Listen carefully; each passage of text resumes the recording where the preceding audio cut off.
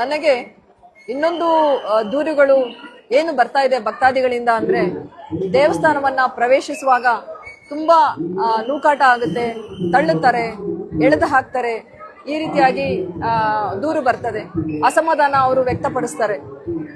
ಎಲ್ಲರೂ ಅಲ್ಲ, ಎಲ್ಲೋ ಕೆಲವರು. ಆದಾಗ್ಯೂ ನಾನು ಕೇಳ್ಕೊಳ್ಳೋದು ಇಷ್ಟೇ, ನಮಗೆ ಸಿಕ್ಕಿರೋ ಸಮಯ ಬರೀ 13 ದಿನ. ಅದರಲ್ಲಿ ಮೊದಲ ದಿನ, 2ನೇ ದಿನ ದರ್ಶನ ಇರೋದಿಲ್ಲ.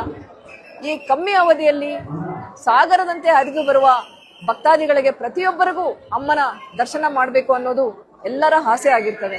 ಹಾಗಾಗಿ ಎಲ್ಲರಿಗೂ ತುಂಬಾ ಕಮ್ಮಿ ಸಮಯಾವಕಾಶ ಸಿಗುತ್ತೆ. ನಾನು ಭಕ್ತಾದಿರಲ್ಲಿ ಕೋರೋದು ಇಷ್ಟೇ, ತಾವು ಗರ್ಭಗುಡಿ ಪ್ರವೇಶ ಮಾಡುವಾಗ್ಲೇನೆ ನೀವು ತಯಾರಾಗಿರಿ ತಾಯಿಯ ದರ್ಶನವನ್ನ ಪಡೆಯಲು.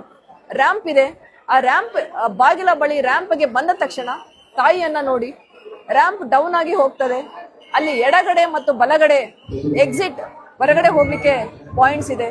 ಯಾವ ಕಡೆ ಹೋದ್ರೂ ಒಂದೇ ಕಡೆಗೆ ಬರ್ತೀರಾ ನೀವು. ಹಾಗಾಗಿ ಗೊಂದಲ ಬೇಡ. ಸಂಪೂರ್ಣವಾಗಿ ನಿಮಗೆ ಸಿಗುವ ಕೆಲವು ಕ್ಷಣಗಳು, ಸೆಕೆಂಡ್ಸ್ ತಾಯಿಯ ದರ್ಶನ ಮಾಡಲಿಕ್ಕೆ. ನಿಮ್ಮ ಭಕ್ತಿಗೆ ಅದು ಒಂದು ಪರೀಕ್ಷಣೆ ಅಂತ ಹೇಳಬಹುದು.